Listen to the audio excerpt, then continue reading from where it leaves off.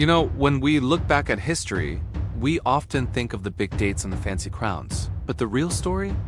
The real story is usually about how ordinary people and even some extraordinary ones managed to survive when the odds were stacked against them. Whether it's freezing to death in a mud hut, changing the course of an empire with a single act of defiance, or building a civilization in the desert without a single wheel, history is really just a story of grit. So, get comfortable, because we are about to dig into the lives of those who endured the unendurable. Let's start with something we've all complained about: the weather. You might think your heating bill is a nightmare, but let me paint a picture of what winter really meant for a medieval peasant. You've probably seen videos titled "The Horrible Life of a Medieval Peasant," and honestly, they aren't exaggerating. Imagine living in a house made of sticks and mud. The walls are thin, the roof is full of holes, and the wind outside is howling like a banshee. Inside, it isn't much warmer. You don't have a thermostat. You have a fire pit in the middle of the room. And that fire? It's the only thing standing between you and freezing to death. But here's the kicker: you can't just let it burn out. If that fire dies at 3 a.m., you're in big trouble. Restarting a fire with flint and steel in the freezing dark with numb fingers, just annoying. It's dangerous. So, what did they do? They invented the art of banking the fire. You debury the glowing coals under ash to keep them alive just enough so you could poke them back to life in the morning. It was a nightly gamble. And sleeping? Forget about personal space. Privacy was a luxury nobody could afford. If you wanted to survive the night, you became part of a human pile. The whole family, grandparents, parents, kids, and maybe even a random cousin would huddle together in one bed. And it wasn't a soft mattress. It was usually a sack stuffed with straw that got itchier and flatter every night. But wait, it gets cozier. To keep the temperature up, they invited the barn animals inside. That's right. Cows, pigs, chickens, they all came into the living room. The body heat from a cow is actually pretty significant, even if the smell is terrible. So you'd be lying there, trying to sleep, listening to your uncle snore on one side and a goat chewing on the furniture on the other. It wasn't glamorous, but it kept the frostbite away. Now let's jump from the mud huts to the glittering, dangerous halls of the royal court. You've probably heard the name Anne Boleyn. She's famous for losing her head, but the truth about her life is so much more intense than just her death. Anne wasn't born a princess.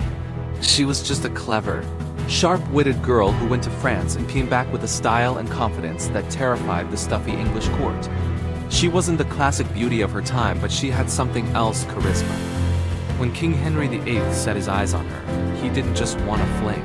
He was obsessed. But Anne did something no one expected. She said no. She refused to be his mistress. She basically told the most powerful man in England, "Put a ring on it or leave me alone." It was a gamble that changed history. Henry literally tore his kingdom apart, broke away from the Catholic Church, and rewrote the laws of God and man just to marry her. For a moment, she had it all. She was the queen, but in Henry's court, love was fickle. When she didn't give him a son, the whispers started. Her enemies and she had plenty started plotting. They called her a witch, a traitor, a monster. Her fall was fast and brutal. One day she was dining in luxury. The next, she was in the Tower of London. The trial was a sham, of course. They accused her of everything under the sun, but her real crime was failing to produce a male heir. When she walked out to the scaffold, she didn't scream or beg. She stood tall. She gave a speech that was dignified and calm, even praising the king who was about to kill her. She had a French swordsman brought in because a sword was faster and cleaner than an axe. It was her final act of control. In a world that tried to silence her, she made sure she went out on her own terms. Speaking of defiance, let's fast forward a couple of centuries to a cold night in Boston, 1773. We all know the story of the Boston Tea Party, right? A bunch of angry guys throwing tea into the harbor. But there is a lot more to it than just a rowdy mob. This wasn't a spontaneous riot. It was a cold, calculated operation. The colonists were furious about the Tea Act, not just because of the taxes, but because it was about control. Britain was trying to force them to buy tea from one specific company, and the Americans weren't having it. For weeks, they tried to stop the ships from unloading. They held meetings, they protested, they argued, but the British governor wouldn't budge.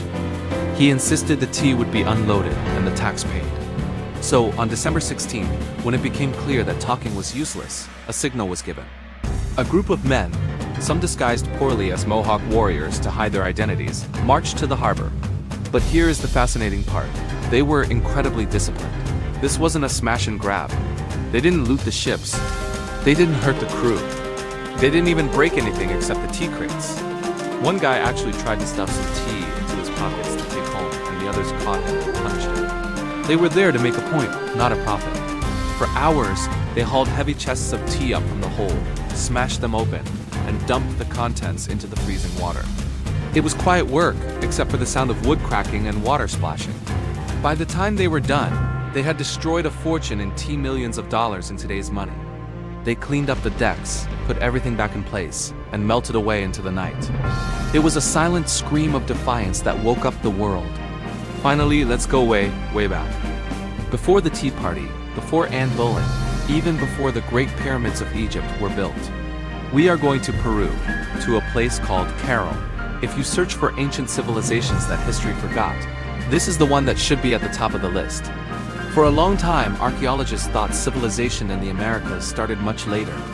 They thought people here were just small tribes while the Egyptians were building monuments.